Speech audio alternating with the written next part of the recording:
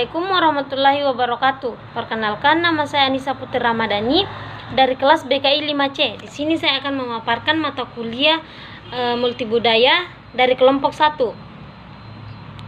Adapun konsep dasar konseling multibudaya, yang dimana konseling multibudaya adalah pendekatan konseling yang mempertimbangkan konteks budaya klien sebagai aspek fundamental dalam proses terapeutik. Hakikat konseling multibudaya terletak pada pengakuan bahwa setiap individu membawa latar belakang budaya yang unik, termasuk nilai-nilai, kepercayaan, pandangan hidup, serta pengalaman hidup yang dibentuk oleh identitas budaya mereka. Selanjutnya, masuk pada landasan filosofis, yang dimana ini ada 3. Yang pertama, relativitisme budaya. Yang kedua, konstruksi sosial realitas. Dan yang ketiga, perspektif ekologis.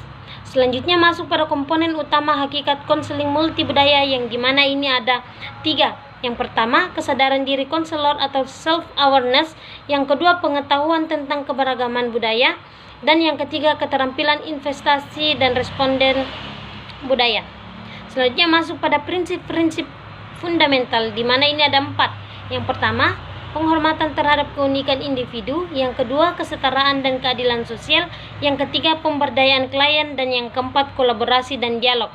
Selanjutnya masuk pada mengkaji pengertian budaya dan kebudayaan, di mana budaya berasal dari kata budaya dalam bahasa Sanskerta yang artinya budi dan akal. Pada bahasa Belanda, kata budaya disebut dengan kultur atau culture dalam bahasa Inggris, yang berasal dari bahasa Latin colere yang artinya mengelola, mengerjakan, menyuburkan, dan mengembangkan, terutama mengelola tanah atau bertani. Para antropolog mendefinisikan budaya sebagai bentuk perilaku di mana terjadi hubungan atau interaksi antara manusia, di mana di dalamnya terdapat keyakinan, nilai, dan peraturan. Budaya merupakan kumpulan dari perilaku yang dipelajari dari sekelompok orang yang umumnya dianggap sebagai tradisi atau kebiasaan orang itu dan diturunkan dari generasi ke generasi.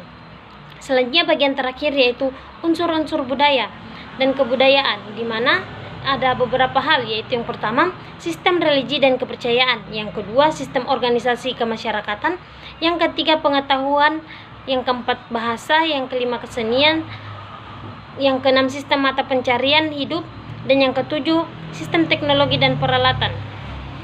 Selanjutnya masuk pada menganalisis model konseling multibudaya, di mana model konseling multibudaya melibatkan pemahaman bagaimana perbedaan budaya konselor dan konseli dapat mempengaruhi proses konseling, serta bagaimana menerapkan intervensi yang peka budaya.